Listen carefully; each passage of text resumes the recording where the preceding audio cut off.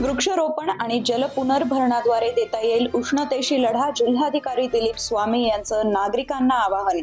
उष्णतामान वाढ ही नैसर्गिक कमी व मानव निर्मित समस्या आहे. त्याचा उपाय आपल्या सर्वांना एकत्र येऊन करावा लागेल.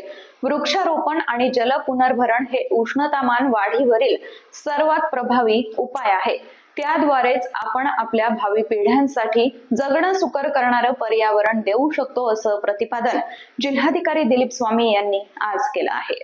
उष्णतेशी लढा या कार्यशाळेचं आयोजन जिल्हाधिकारी कार्यालयात करण्यात आलं होतं.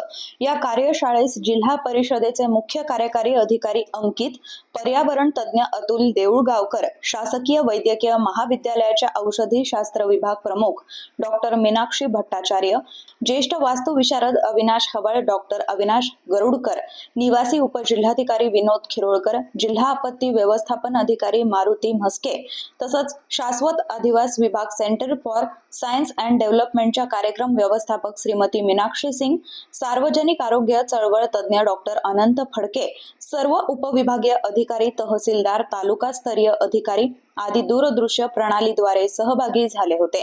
प्रास्ताविक मारुती म्हस्के यांनी केलं तर प्रवीणा कन्नडकर यांनी सूत्रसंचालन केलंय. उष्णतेशी आजच लढा देऊन भागणार नाही, त्यासाठी कायम लढा द्यावा लागेल. ही एक चळवळ व्हावी, असं आवाहन जिल्हाधिकारी स्वामी यांनी केलंय.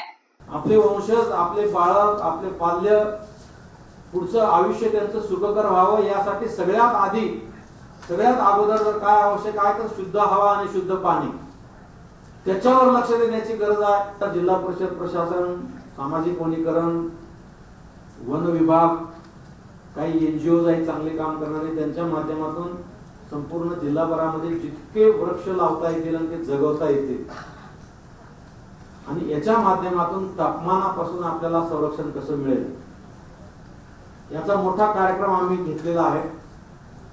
जलसंधारण, मृदसंधारण आणि वृक्षारोपण हे 3 कलमी कार्यक्रम जिल्हाभरामध्ये आम्ही राबवतोय आणि प्रत्येक जिल्ह्यातल्या प्रत्येक व्यक्तीने संकल्प केला पाहिजे की मी किमान 10 झाडं लावतो आणि मी ते जगवतो. बघा, 5 वर्षानंतर जिल्ह्याचं चित्र बदलून जाईल. ही बातमी तुम्हाला कशी वाटली आम्हाला कमेंटमध्ये जरूर कळवा आणि आमच्या चॅनलला लाईक, शेअर, सबस्क्राईब करायला विसरू नका.